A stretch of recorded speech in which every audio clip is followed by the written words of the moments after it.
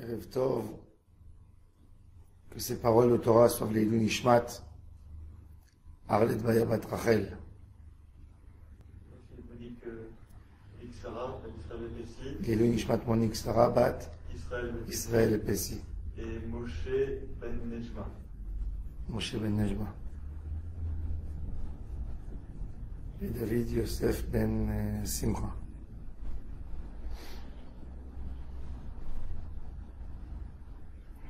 Bon, on commence par Achat Bereshit. J'ai pensé qu'il y a quelque chose qu'on n'a pas expliqué encore dans les Tfilotes. Barichi Nafshi et Hashem. Barichi Nafshi, c'est lié à Maaseh Bereshit. David Amelech parle de toute la création d'Hashem Yitbarach.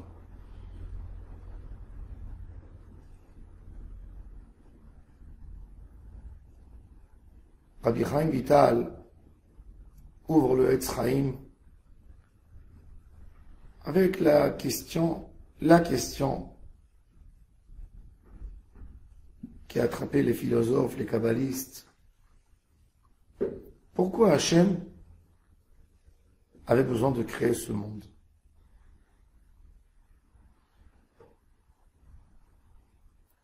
Bon, il est vrai que cette question,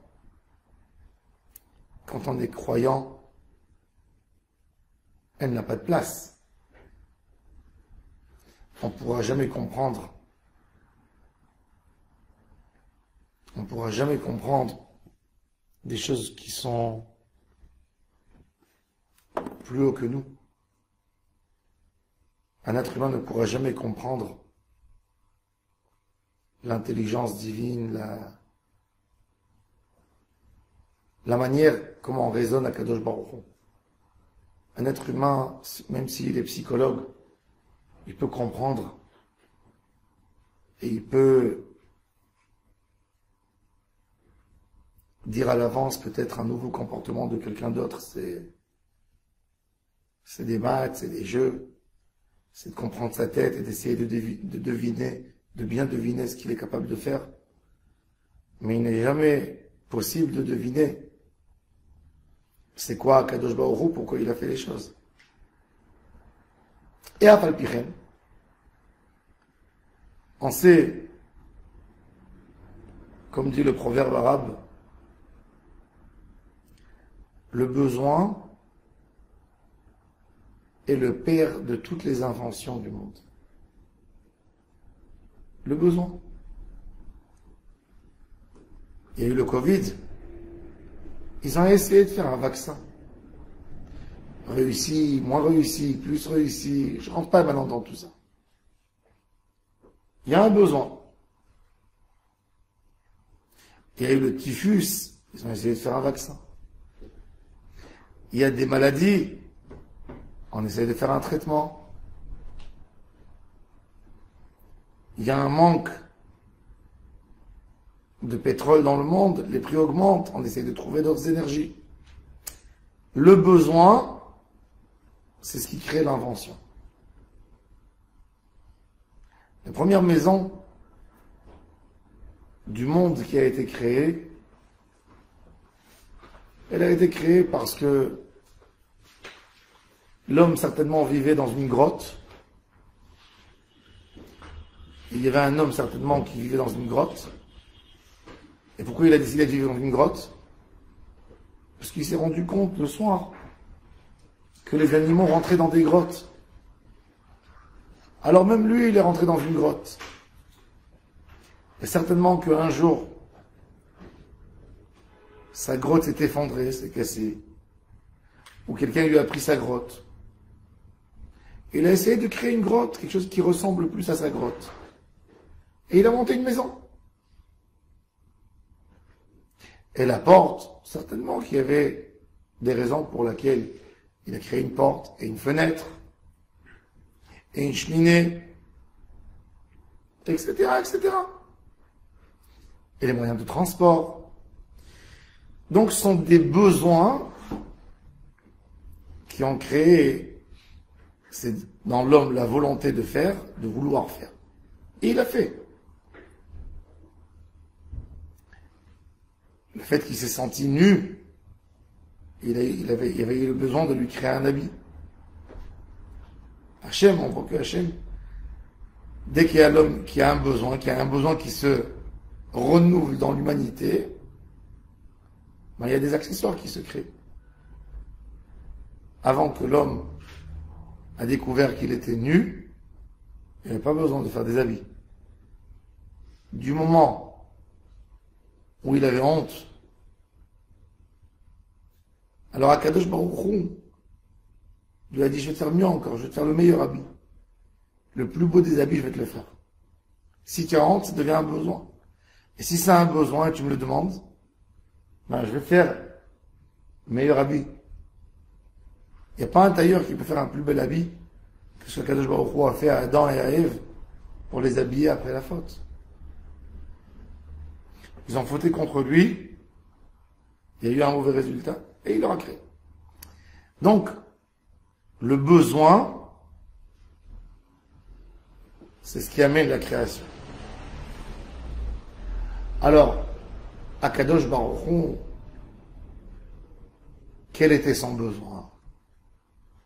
C'est ça la question de Rabbi Chaim Vital. Et il dit, c'est vrai qu'une réponse humaine ne sera pas en place, mais je vais jusqu'au bout qu'un être humain peut comprendre. Et il dit, les sages et les philosophes et les kabbalistes ont dit qu'Akadosh Baruch Hu avait son nom en théorie, mais pas en pratique. Le miséricordieux. Comment je peux être miséricordieux s'il n'y a personne qui bénéficie de ma miséricorde?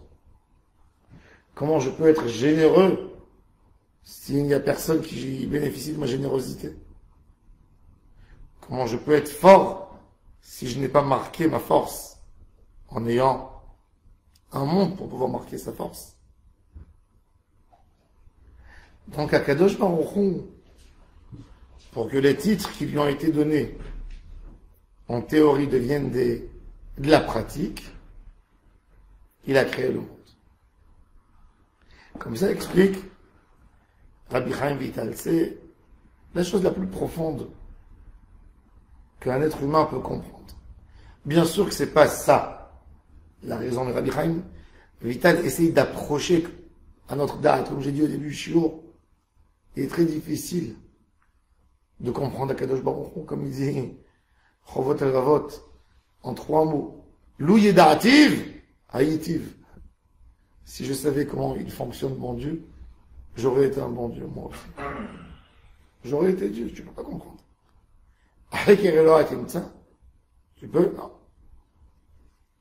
Mais au moins, Kadosh Baruch Hu, à travers la sagesse et les outils qu'il nous a donnés, il nous fait comprendre des choses, puisque notre tête, qui a été créée de cette manière, Kadosh Baruch Hu connaît aussi la manière de pensée humaine de l'homme. Donc, l'homme, dans sa sagesse, en fin de compte, il comprendra au summum de sa connaissance ce que Kadosh Baruch Hu veut qu'il comprenne au summum de sa connaissance. Le summum de la connaissance, c'est que Kadosh Baruch Hu ne voulait pas être qu'en théorie, il voulait être aussi en pratique. Et là, il y a une autre question qui se pose, plus dure encore. Il y a un boulanger, il est venu habiter en Israël, il était à Paris. Et quand il est venu en Israël, il a dit, les Israéliens ne savent pas c'est quoi de la bonne boulangerie. Ils ne savent pas. Ils racontent qu'ils mangent des croissants. Ils racontent qu'ils ont mangé la baguette. Et mon fils, il m'a raconté, il était à Paris. Alors il a vu un Israélien. Il a dit, dis-moi, on ne peut pas trouver de la bonne baguette comme en Israël. Il est parti là-bas, il a vu la baguette artisanale. Lui, il est habitué à la baguette d'ici qui est moins bonne. Les habitudes de l'homme Alors, il dit, on ne peut pas trouver une bonne baguette comme en Israël. Bon. Alors, ce monsieur est venu, il a ouvert une grande boulangerie. Imaginez-vous que tout ce qu'il fait, sans le brûler, est raté. Et tout le monde, sans exception, il n'y a personne qui donne une bonne note. Il serait déçu cet homme? Ben oui. Alors maintenant, si on nous dit qu'Akadosh Baruch Hu a créé le monde pour manifester sa grandeur, et pour manifester sa miséricorde, et pour manifester sa gentillesse, et avoir tous ces titres, alors on va demander à un être humain, tu ressens tout ça? Ah, il va nous répondre la réponse du Yaakov Avinu. Me'at veraim ayu yemesh nechayai. Combien d'histoires, combien de soucis, combien de problèmes. Il n'est pas là. Comme un Gan Eden où il sent que du plaisir d'Hachem. Alors quoi? Akadosh Baruch Hu, il a voulu créer. S'il aurait voulu se manifester, il nous aurait mis que des merveilles. On aurait chanté et dansé de joie toute la journée. Alors pourquoi Hachem n'a pas fait ça? De là, on comprend que ce qu'il a dit Rabbi Chaim Vital, que Kadosh Baruch Hu voulait manifester sa grandeur, c'est pas lui. C'est pas lui qui fait ce travail. Manifester sa grandeur par ses enfants qui vont trouver sa grandeur. De se donner des titres. Si je dis demain que je suis un grand avocat, que je suis un professeur, si j'amène pas de diplôme, est-ce qu'il y a quelqu'un qui va me croire? Il y a quelqu'un qui a besoin de faire une opération très compliquée. Viens. Mets-toi sur la table. Je vais amener tout de suite, je vais rentrer dans la cuisine, je vais amener un couteau de cuisine. Je sais très bien le faire, t'inquiète pas. Je vais courir après. Je vais être en bonne santé. Laisse-moi, confie-toi. S'il ne voit pas des grands diplômes, il n'est pas rassuré. Akadosh Baruch Hu voulait que ses titres, ses propres titres, lui viennent par l'être humain. Par l'être humain, et que ce ne soit pas évident, que ce ne soit pas clair à tout le monde, que ce soit les grands de la vie qui ont passé des passages, qui ont vu que ce n'est pas évident, et eux, ils donnent la couronne à Hachem, et c'est ça, le texte le plus sacré du juif pendant cette filote, c'est Keteritenu lecha Adonai Elohenu malachim amon imala imamecha Israël kivutze mata. Les anges, c'est évident qu'ils savent qu'il faut mettre la couronne sur la tête d'Hachem. Mais quand un juif en bas avec autant de yissourim, de problèmes, les yeux couvés, avec un bandage sur les yeux, et il crie Hachem, il n'y a pas comme toi dans le monde. Ça, c'est la couronne que Hachem veut recevoir. Ça, c'est le titre que Akadosh Baruch Hu veut recevoir. Et c'est pour ça que même Akadosh Baruch Hu ne peut pas réparer les 10 sphères. Les 10 sphères sont obligées d'arriver au plus bas, du plus haut, de la rétractation divine, du tzimtzum. Le seul qui peut réparer tout, le seul qui peut justifier les titres d'Akadosh Baruch Hu, c'est l'homme qui est dans cette plus grande obscurité, dans ce plus grand manque, et dans ce plus grand éloignement d'Hachem Yitbarach. Que lui est capable de donner des titres à Akadosh Baruch Hu. Et là, on comprend à quel point c'est important une bracha qu'on fait. Alors nous, on pense que Hachem n'a pas besoin de nous. Ben si, il a besoin de nous. Et c'est pour ça que Akadosh Baruch Hu nous dit, vous me donnez de la force quand vous faites des berachot. Tenu orz d'Elohim al Israël gavato ve'uzo b'shechakim. Nora Elohim mimikdashecha. Hachem, il devient Nora, il devient grand du Mikdash du Ham Israël. Tenu orz d'Elohim. C'est pour ça que quand il n'y a pas la avodat Hachem dans le monde, quand le Ham Israël souffre, quand il est en exil, quand il est en danger, ça fait mal dans tout le monde. Parce qu'il n'y a plus les gens qui donnent les vrais titres à Akadosh Baruch.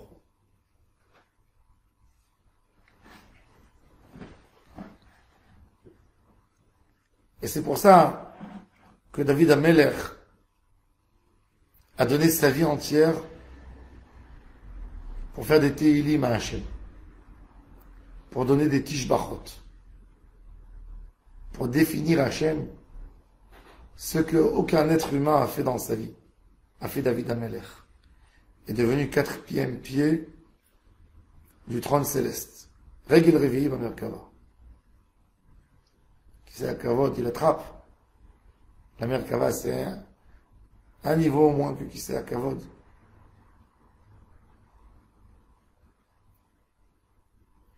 Le Chafetz Chaim disait qu'une sgoula pour tout, surtout pour la Emouna, pour la Parnassa, pour tout, c'est de lire depuis Bereshit bara Elohim jusqu'à Vayichulu Hashamayim ve'haaretz vechol tzeva. Shabbat Kodesh du juif. Si j'y crois dans le Shabbat, je justifie et je témoigne que c'est vrai que Hachem a tout fait. Sans ça, on penserait que c'est une faveur simple à quelqu'un de plus fort. Non. Alken Berach Hashem ki Shabbat Kadesheu. Alken. Tout le inyan de la avodat Hashem du juif, c'est de donner kavod à Hachem, donner des titres. Si on comprend ça, toute notre avodat Hachem est arrangée. C'est ce qu'il dit Rabbi Chaim Vital. Quand Rabbi Chaim Vital il te dit que l'ioto rachum vechanun bara, donc c'est-à-dire, c'est toi qui vas être mégalé les rachamim d'Hachem. Rachamecha Rabim Hashem. Ki chanunecha em chanunim. Par la chanina que je vais recevoir, je vais être mégalé le Hanoun d'Hachem Itbarach. Rabbi Moshe Cordoviro, il est parti plus loin. Il a écrit son livre Tomer Devora en montrant comment dans les 13 midot de Hachem, El Rahom Vechanoun, il y a 13 comportements extraordinaires d'Akadosh Baruch Hu, et que l'homme devrait prendre ces comportements, d'en faire un modèle pour lui. Rabbi Chaim de Tzanz, à son époque, la médecine a découvert le cancer. Rahman al-Islam. Le cancer, c'est une maladie qui existe des milliers d'années. Aujourd'hui, les archéologues, quand ils ouvrent les momies des rois égyptiens, ils ont trouvé des rois qui sont morts par des cancers. Ils ne savaient pas qu'ils avaient le cancer. Ça attrapait le cœur, ça attrapait... Ils ne savaient pas c'est quoi le cancer. Et il dit qu'il a reçu des tzadikim, que celui qui étudie Tomer Devora, il n'aura pas de cancer. Tout le temps. Il sera pourquoi? C'est des cellules qui réclament quelque chose. Et quand on se donne à Kadosh Baruch Hu, complètement dans ses mains, on annule tout. Il n'y a aucune présence en Hachem. le corps, il devient témoin du Créateur. Et comme le corps fait tout le travail, ce qu'Akadosh Baruch Hu demande, il n'a pas le droit, il n'y a personne, Hachem ne laisse personne, aucun paramètre, aucun chaïdak, aucun microbe, aucun particule d'attaquer et de se développer dans le corps humain. Ce corps, il est là pour faire des louanges à Hachem, pour lui donner ses titres, pour donner kavod à Kadosh Baruch Hu. Et le Chafetz Chaim disait, Maaseh Bereshit, c'est la base de tout. La base de la Emouna. La base de tout. Alors, Bezrat Hashem, Siyata Dishmaya, on va parler de Bar Rinafshi et Hashem. David Amelech, une âme extrêmement sensible. Mais elle est venue dans ce monde telle grande âme, tellement peu de temps. Elle est venue pour 3 heures. David Amelech était censé mourir 3 heures après que sa maman l'a accouché. Il devait être là, pleurer un peu, donner un peu de simra à son entourage et partir.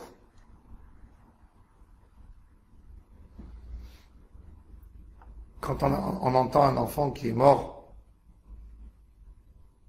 quelques heures après l'accouchement, quelques jours, il est difficile de dire « Oh !» de pleurer sur lui.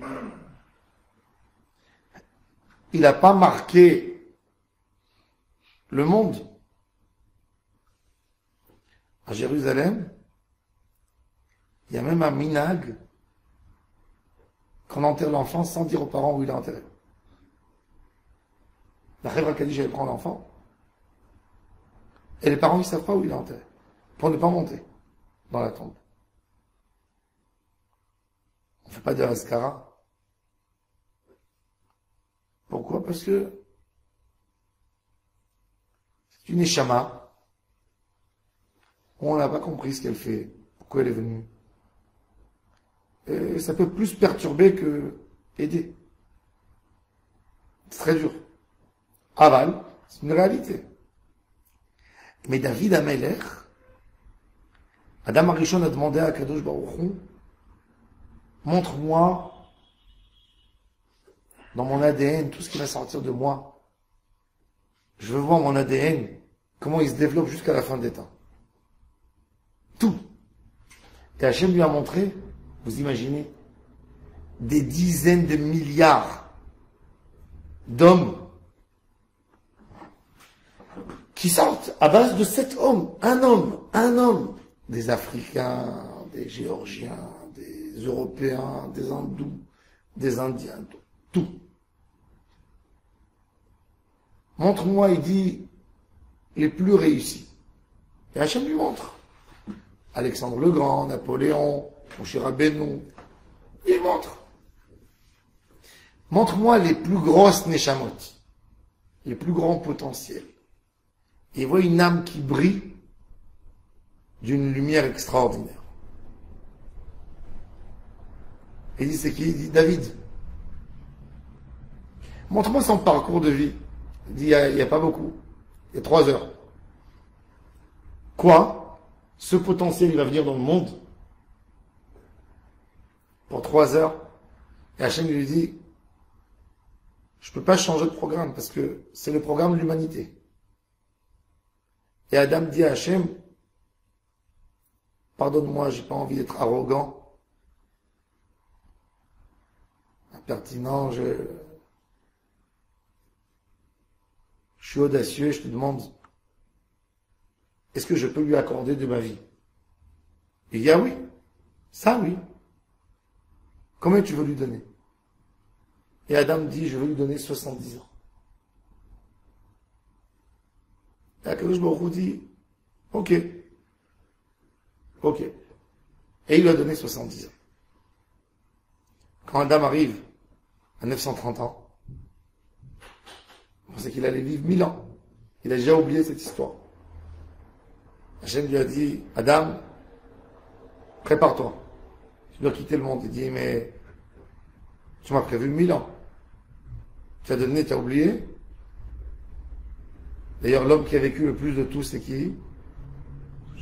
Mathusalem. 969 ans. 969. Ça se lit des deux sens. Il dit, tu as donné 70 ans à David Amelech. Je ne peux pas lui reprendre. Et David Amelech était conscient de sa naissance, du cadeau qu'Hachem lui a donné. Il a exploité sa vie d'une manière extraordinaire. La Gemara, elle témoigne sur lui, qu'il ne dormait pas plus que 60 secondes. Shiti nishmi. 60 respirations, peut-être un peu plus. 3 minutes. C'était ça son sommeil, il se réveillait et il pensait sur un chant. Il a tellement donné à Hachem. Il était tellement sensible à ce qui se passait dans le monde, c'est qu'il mettait son harpe sur sa fenêtre et il se levait avec le vent qui tapait sur les cordes de l'harpe et il chantait à Hachem la nuit. Et David Amelech, ses premiers chants étaient quand il a commencé à parler. Et il a fait le premier chant sur un enfant qui sort du ventre de sa mère. Vous savez, il suffit d'avoir un microbe dans notre ventre, un microbe, pour nous empoisonner la vie. Et des fois plus grave que ça, pas pour empoisonner, pour prendre la vie. Un microbe terrible. Un homme, il va en Inde, il prend un verre d'eau, il a une dysenterie. Comment on dit dysenterie? Une dysenterie. Ça peut tuer. Un verre d'eau. Un fruit mal lavé mange du poisson, il peut mourir. Salmonelle, des choses. Et l'enfant, qui se développe dans le ventre de sa mère, prend son lait. Il a tout un système digestif. Ça sort où? Ça sort où? Ça sort pas. Si, mais c'est évacué par la mer. Hein. Comment ça sort? Ça fait pas du mal à la mère. Une forme dans une autre forme qui grandit et qui se développe. Et David Amelech chante sur cet enfant qui reçoit toute sa nourriture par sa mère et qui lui évacue rien de méchant et de mauvais dans son corps. Et dès qu'il sort, il y a des choses, il lâche des choses de son corps. Mais quand il est dans le ventre de sa mère, il n'urine pas. Il fait pas ses besoins.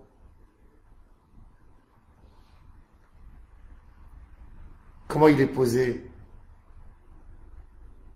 Comment il entend tout? Aux États-Unis, ils ont pris une caméra, ils ont vu une femme qui fumait la cigarette. Et que chaque fois qu'elle s'approche de la boîte de cigarette, il y a le petit qui couvre sa tête comme ça, qui se protège de la cigarette. Il voit du bout du monde à l'autre bout. Ça a été prouvé scientifique que l'enfant dans le ventre de sa mère, il en profite de la musique. Ça le détend. Que des gentils mots lui font du bien. Ça a été prouvé. C'est dans les livres de science. Et il chante. David Amelech Barechi Nafshi et Hashem Bechol Krava et Chen Kocho. Après David Amelech, il est monté un peu plus. Il a parlé du corps, le gouffre, et il est monté au Nefesh. Teilim Barechi Nafshi et Hashem. Très dur pour le Nefesh de faire une bracha à Hashem. Le Nefesh, c'est la partie animale que l'homme a. Toutes les avérotes de l'homme se font avec le Nefesh. Le Nefesh, c'est la partie la plus basse de l'homme qui est partagée à 5 niveaux: Nefesh, Ruach, Neshama, Haya, Yahida. Le Nefesh, le Ruach et le Neshama, Rabbeinu Hari nous dit, on peut encore comprendre quelque chose. Quand on arrive à Haya et Yahida, on ne comprend rien. Le gars devine et il dit, pour essayer de comprendre, il lance un petit point. Il dit, tu sais, l'homme, il a le conscient, la conscience, et il a le subconscient. Le subconscient, c'est plutôt la neshama. Combien de recherches on a besoin pour comprendre que dit notre subconscient? Il dit, Yechida, ce serait plutôt le subconscient du subconscient. Va le chercher. Bon. Le Nefesh, c'est l'état avot. Nefesh ki techeta. Nefesh abahamit. Ce Nefesh, très difficile pour lui de comprendre des choses spirituelles. Pourquoi? Parce que le Nefesh, il contient, si on voudrait dire, parler, une comparaison vulgaire, disons, c'est de dire que dans le Nefesh de l'homme, il y a 97% de terre et 3% de spiritualité. La terre est dominante. Elle écrase, elle massacre la spiritualité qui est en nous. Elle ne la laisse même pas s'exprimer et parler.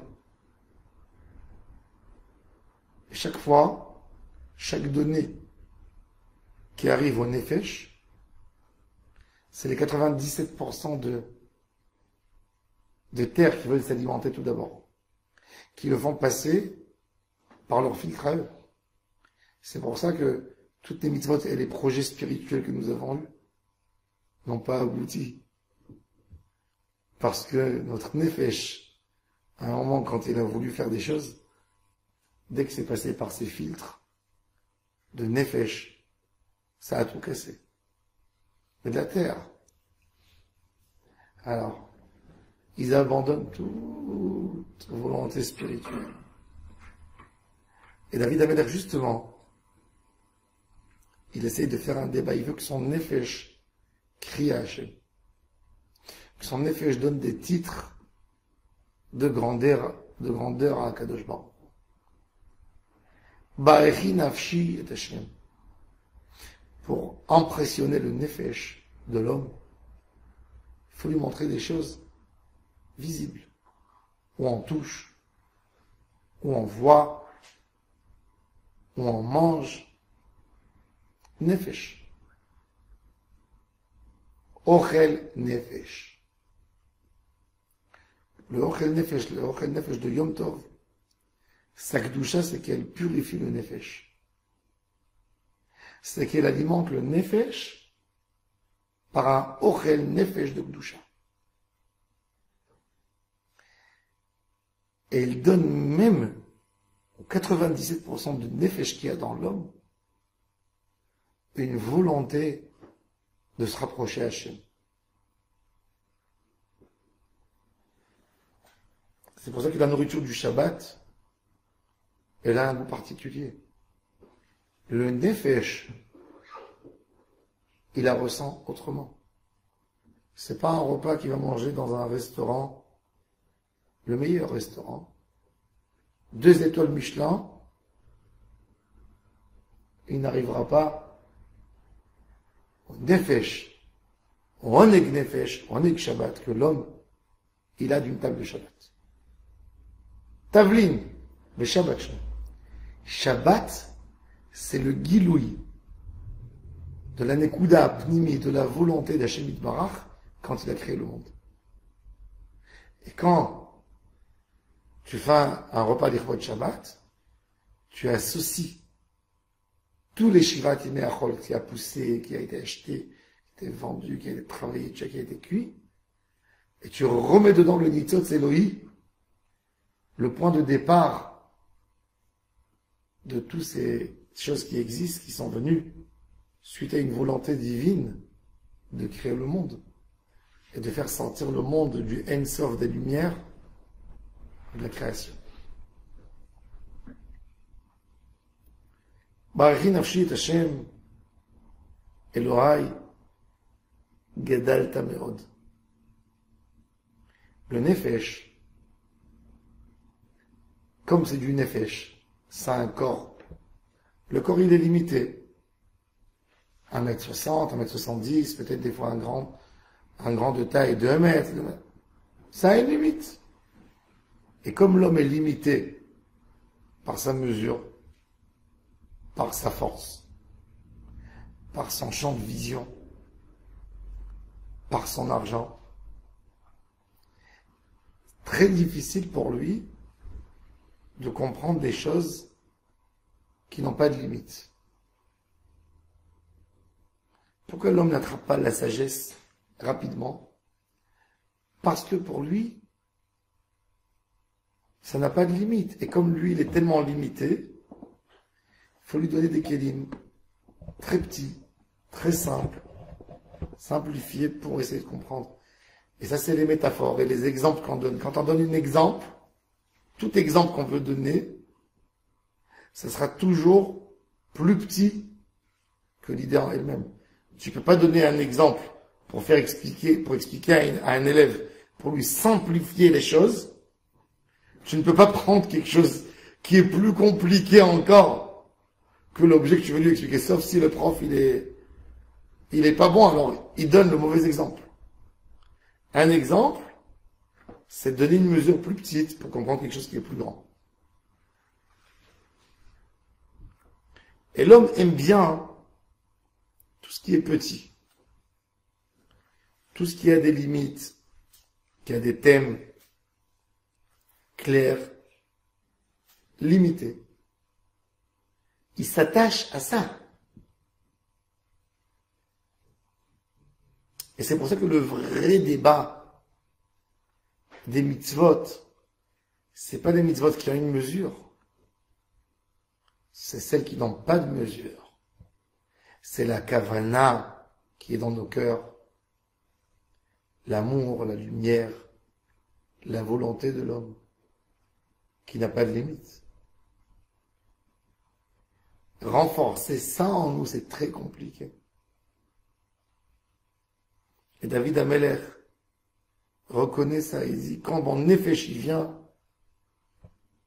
parler à Hachem, il a un problème parce que Hachem Elohai Gedal Tameod, tu es trop grand.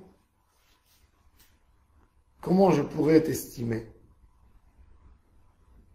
Od ve'adar lavashta. Alors, David Ameler répond. Hachem, lui-même, il se connaît. Qu'est-ce qu'il a fait pour nous aider? Il a fait des lévouchim. Il a fait un lévouche. Le lévouche, c'est l'habit. L'habit, il a quelque chose d'extraordinaire. Je prends le même homme qui a plusieurs postes. Il sort dehors avec des habits de militaire. Je dis là, il est pour me protéger. Il sort avec des habits de policier. Là, il est pour me contrôler. Pour me faire non. il sort avec des habits d'avocat. Là, il est ou pour m'accuser, ou pour me défendre. Avec des habits de juge pour me juger. Avec des habits de roi pour me gouverner. Avec des habits de cuisinier, c'est pour m'alimenter, pour me donner à manger. Etc., etc. Le même homme, avec des habits différents. Hashem Yitbarach, il porte des habits pour nous faciliter la tâche de s'attacher à lui. Ces habits, c'est quoi? C'est ses noms. Ado, c'est miséricorde. Elo, rigueur. Et il y a beaucoup d'autres noms. Et si on était plus fin, toute la Torah, c'est les noms d'Akadosh Baruch Hu, comme il dit Zohar Akadosh. Chaque mot, c'est un levouche. Un levouche, c'est une idée que Hachem veut que tu vois en lui. Et c'est plus facile pour l'homme de s'attacher à quelque chose de défini. De parler avec Hachem qui est miséricorde maintenant. Maintenant, je ne parle pas avec la rigueur. Maintenant, je ne parle pas avec le gouverneur. Maintenant, je ne parle pas avec l'avocat. Maintenant, je ne parle pas avec le soldat. Maintenant, je ne parle pas avec le policier. Maintenant, je parle avec le miséricordieux. Des fois, il faut parler avec le rigoureux quand l'homme passe des moments durs dans sa vie. C'est le rigoureux qui lui parle. Mais Hachem, c'est Hachem. Ça inclut tout. Et Od Ve'adar Lavashta. Heureux l'homme qu'à travers ce qu'il voit dans le monde, il a compris ce que Hachem veut de lui. Parce que malheureusement, il y a un homme qui va chez l'épicier pour lui demander de faire le policier. Et il y a un homme qui va chez le policier pour lui demander d'être épicier. Et il n'a rien obtenu. Ni policier, ni épicier. Pourquoi? Parce qu'il a changé. Quand un homme court derrière cet avot dans ce Olam Hazé, il perd la vision claire d'être capable de voir c'est quoi Hachem. Il perd. Il ne voit rien. Et comme il ne voit rien, il ne sait même pas comment se diriger. Rien que de voir le ciel et la terre, c'est d'avoir une Yirat Shamayim, de regarder le ciel. Ça amène la Yirat Shamayim. La grandeur d'Hachem sans fin, sans limite. Quand tu vois le ciel d'en bas, il t'a l'air bleu. Et tu montes et il n'est pas bleu. Tu montes dans l'avion et tu vois, il n'y a rien de bleu. Et quand tu montes encore. Et tu montes. Bon, après, l'avion est limité à combien il peut monter. C'est pas une fusée. Et quand la fusée, elle monte, mais elle n'arrive pas à un toit. Elle monte dans l'espace. Elle monte jusqu'où ça lui permet de monter. On n'est pas assez sophistiqué, on n'est pas assez intelligent pour créer quelque chose qui monte plus. Et avec tout ce qu'on monte, on monte. Maintenant, ils font un microscope.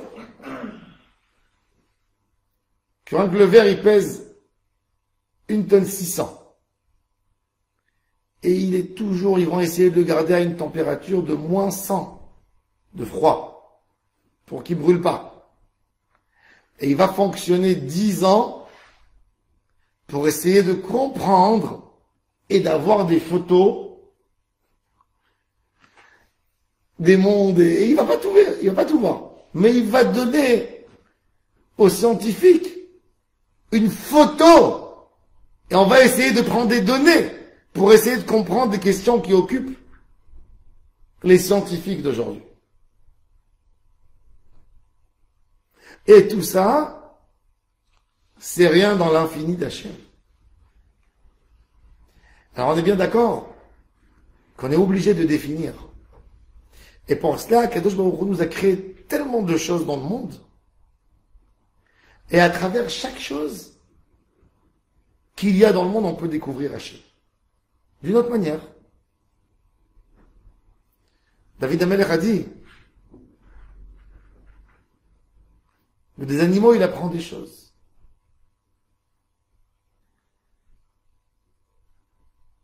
Des animaux.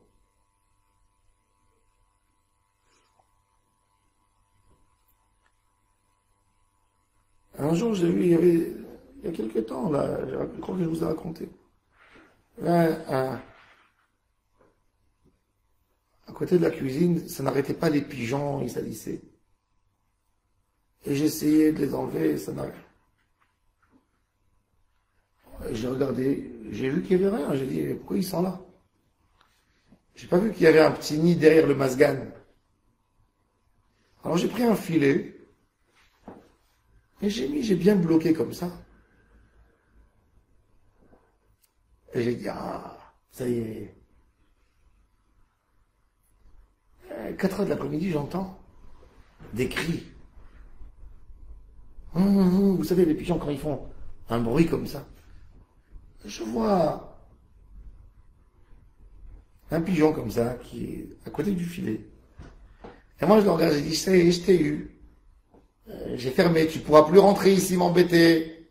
Ça y est, j'ai tout nettoyé maintenant. C'est pas toi qui vas venir maintenant. Bon. Et je vois. Après, j'entends 2 cris et 3. Ouais. Je suis parti de l'autre côté par curiosité et je vois, après quelques minutes, il y a 15 pigeons qui, avec leur bec, ils tirent le filet. Ils tirent, ils essayent, ils volent. Je suis resté comme ça, choqué. Je regarde. C'était un tellement grand moment. Je l'ai regardé comme ça. Finalement, ils ont réussi. Alors, par curiosité, je suis redescendu parce qu'il fallait rentrer dans la cuisine, dans la fenêtre. Et je commençais à regarder. Et là, j'ai trouvé qu'il y avait 2 petits poussins. Et là, maman pleurait et ils sont venus l'aider. Évidemment que je les ai laissés. Elle leur a donné à manger. Ah, maintenant ils sont arrivés d'autres. Et ils essayent de prendre des œufs. Là, je veux plus, ça y est. Mais, combien on peut apprendre des animaux? Comment ils aident les uns les autres? Les fourmis, qui ne touchent pas une graine d'une autre fourmi. Quand une fourmi, elle touche quelque chose, elle lâche un produit là-dessus. Tout le monde sait que c'est à elle. Personne qui touche. Personne. Vous savez, il y avait un homme, un jour il était à la station de train, il avait une bouteille de coca. Il ne voulait pas rentrer avec ça aux toilettes, alors c'était dégoûté de faire rentrer de là. Alors il a pris la bouteille, il l'a posée à côté du toilette, il a pris son stylo, il a écrit « Ne buvez pas, j'ai craché là-dedans ». Quand il est sorti, il a vu que c'était écrit sur la bouteille « Moi aussi ». Et les fourmis ne touchent pas. La Gemara a dit « Gezel minemala ». C'est un habit d'Hachem Yitbarach. C'est-à-dire que Hachem nous dit à nous les hommes, même un homme qui n'a pas reçu la Torah dans le Matan Torah, Hachem lui dit, t'as vu ce que je t'ai montré là, regarde. C'est un comportement ancré en elle, un lévouche à moi, à quel point je ne supporte pas le gezel. La tsniout du chat, de tout, d'un arbre. On apprend. Le Rav Kook disait que celui qui a une âme sensible, il entend le chant des fleurs. Il entend le chant des herbes. Rabbeinu le dit dans l'Écoutez Moharan, que le roé, il connaît le nigun des Asavim. Roé, c'est quelqu'un qui a su se maîtriser, qui sait naviguer dans le Emet, qui ne se fait pas tenter par n'importe quoi. Il arrive à entendre tout. Pourquoi? Parce qu'il n'a pas son côté animal qui le gêne, qui lui bloque la force de sa neshama.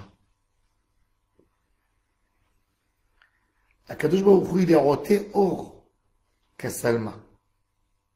L'être humain a besoin d'une couverture pour cacher la lumière.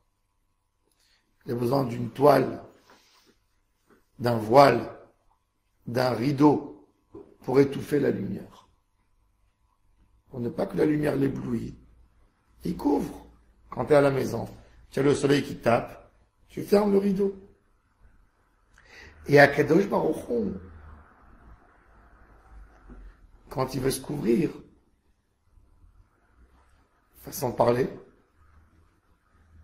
il se couvre avec la lumière. Parce que la lumière qui est pour l'être humain la source de la connaissance, la source du savoir, la source d'éclairage pour Hachem, c'est de l'obscurité. Oté or Kassalma.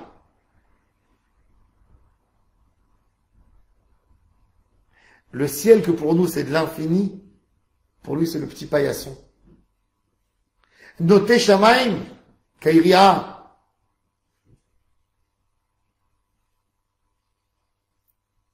Le pas possible.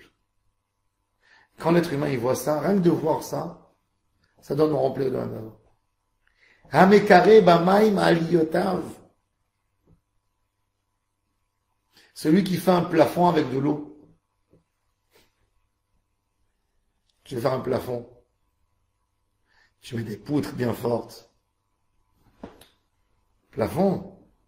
Pas que ça s'effondre. Faut que ça soit dur. Ça soit résistant. Tu attaches. Tu mets du métal. Tu verses du ciment. Tu fais tenir. Il faut que ça sèche bien. Que ça s'effondre pas. Et Hachem fait un plafond avec de l'eau.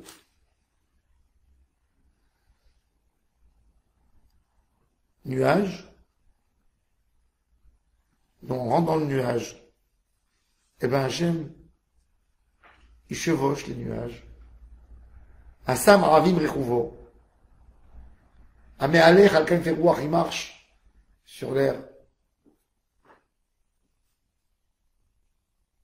On sait malachav rochot. Meshartav eshloet.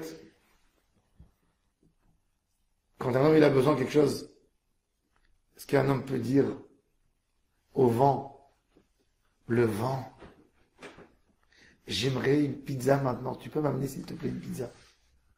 Amène-moi. Que s'il va avoir un Henri-Camp, il va lui amener une fabrication de pizza sur sa tête, oui. Pas une pizza. Et Hachem demande au vent, amen. Le vent, il déplace un grain de sable d'une île et il l'amène sur la côte. Sur la côte. Et l'homme, il casse tout. Vous savez, en Israël, avant qu'ils en fait le barrage de Aswan, il y a 100 ans, il y avait énormément de poissons en Israël. Il y avait du beau sable dans les côtes. La côte israélienne n'a plus du beau sable. Pourquoi? Parce que tout le sable qui vient dans la côte, d'où il vient? D'où il y a du sable dans la côte? Vous savez d'où le sable arrive? Des fleuves. Les fleuves avec l'eau douce. Les fleuves, ils traversent les montagnes, les déserts. Et l'eau emporte avec elle toute la poussière, qui est du sable, blanc, propre. Elle le verse dans la mer, et les océans portent le sable et ils le jettent avec les vagues sur la côte. C'est ce qui nous fait le sable. Et il ramène des fleuves de l'eau douce, toutes les plantes qui poussent, et ils jettent dans l'océan. Alors les poissons viennent et mangent ce que ça amène. Depuis qu'ils ont fait le barrage de Aswan, ils ont bloqué ce fleuve de 4000 kilomètres qui jetait dans l'eau, qui jetait dans la mer le sable qui arrivait de 4000 kilomètres d'Afrique. Et depuis, il n'y a plus de poissons en Israël. Dans la côte, il n'y a plus rien. Il n'y a plus de poissons qui viennent pour manger. Il n'y a plus de manger. Il n'y a plus de sable. Mais regardez Akadosh Baruch Hu, comment il fait une graine qui est en pleine Sahara. Hachem, il veut que cette graine arrive à Tel Aviv. Et elle arrive. Elle a un moyen où elle tourne, où elle fait un voyage. Marabou Ma'asera Hachem. L'homme ne comprend pas tout ça. Qui peut comprendre une chose pareille? La grandeur d'Hachem Yitbarach. Il demande au vent, prends-moi et déplace-moi ça de là à là. Oseh mal'achav ruchot. Mesharetav ish loet. La lave. Elle a des services. L'homme ne sait pas. N'a pas découvert, il n'a pas eu le temps d'être sur des volcans. Pour faire de la recherche dans le volcan, il faut des fois rentrer dans le volcan. On n'est pas assez instruit pour faire de la recherche. Quelles sont les bonnes choses que les volcans font? On sait qu'il y a eu des terres entières qui ont poussé suite au volcan. Des terres entières, des îles. Oui. Quel est le rôle du volcan? Il a un rôle. Meshartav Eshloet. Yasad Eretz al Mechone à Hachem.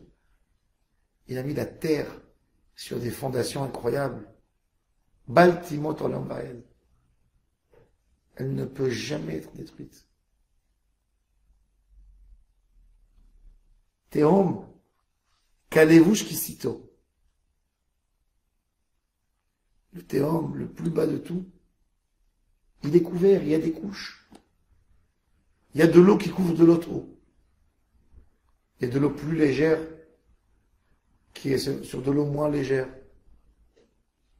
qui est plus lourde, donc elle est en bas. Alarim Yaram Dumaïn. Les montagnes qui font tenir l'eau. Et David Amel rentre. Il dit, Mingarat Chayenusun, un tsunami. Mingarat Hashem. Minkol Garamcha Yahafezun. Le tonnerre, il donne l'ordre à l'eau de descendre. Deux nuages qui se cognent. Des nuages. Mais le nuage, comment ça peut faire un bruit? Le nuage, ça fait rien du tout. Je rentre avec l'avion dans le nuage. Oui, mais quand il y a deux nuages qui se cognent, tu vois les tonnerres que tu entends, c'est ça? C'est un frottement énorme. Et les éclairs, si on aurait rien que pu, et on aurait été capable de récupérer l'électricité de l'éclair,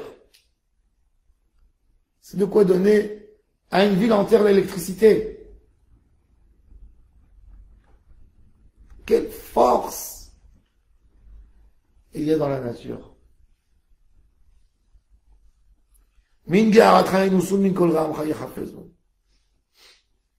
L'eau qui monte, qui descend. El mekom ze samta lahem. Gevul samta balia, on est un Hachem qui décide. L'eau, elle arrivera jusque là et pas plus. Les océans, avec tout ce qui se passe, avec la vitesse que le monde tourne, elles n'envahissent pas la terre.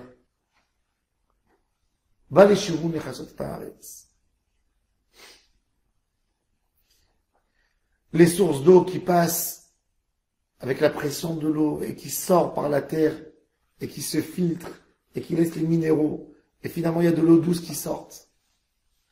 Et finalement, les sources d'eau créent les fleuves, et les fleuves qui redescendent dans la mer, et qui refont transmettre dans le monde les minéraux qu'on a besoin. Tout un système incroyable de recyclage. Le monde, il se recycle, il se lave, il se nettoie, il s'entretient. Une machine qui n'a pas besoin d'aucune intervention pour la réparer. D'elle-même, elle se répare. Si l'homme était intelligent, il aurait fait ça avec son corps. Le corps aurait pu guérir de toutes les maladies. Mais comme l'homme s'est détaché d'Hachem, il a besoin d'une intervention. Il s'est éloigné d'Hachem. La terre, elle ne s'est pas éloignée d'Hachem. Elle fait son rôle. Quand tu plantes un grain de banane, quand tu fais de la banane, il y a de la banane qui sort. Mais l'homme, Kadosh Baruch Hu lui dit, mets de la banane, il fait sortir de la tomate. Avec la avérote. Il a déformé de lui-même son système. Son corps n'agit plus selon Hachem.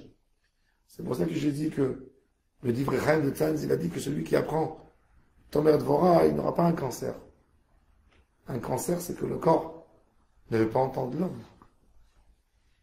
Il lui détruit lui-même. Il se détruit.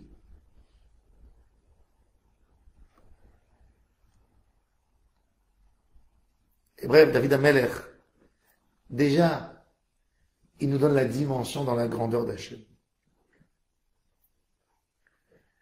Et justement, David Ameler, il veut savoir comment on sert Hachem Yitbarach. Alors, il a parlé, ça et après on va voir. Les Hachem, on va continuer à comprendre. Après toutes ces louanges qu'il a données, ça, j'ai rien qu'expliqué un peu. Ça nous donne une petite réflexion même sur la paracha de la semaine. Sur le Maaseh Bereshit. C'est quoi les montagnes? C'est quoi l'eau? Comment Akadosh Baruch Hu il a créé? Comment ça a été créé? C'est quoi le rôle? On va continuer le Bari Nafshi. Be'ezrat Hashem. Et on va évoluer. Avec ça, on va comprendre mieux la bria d'Akadosh Baruch Hu. Baruch Adonai Le'olam. Amen ve Amen.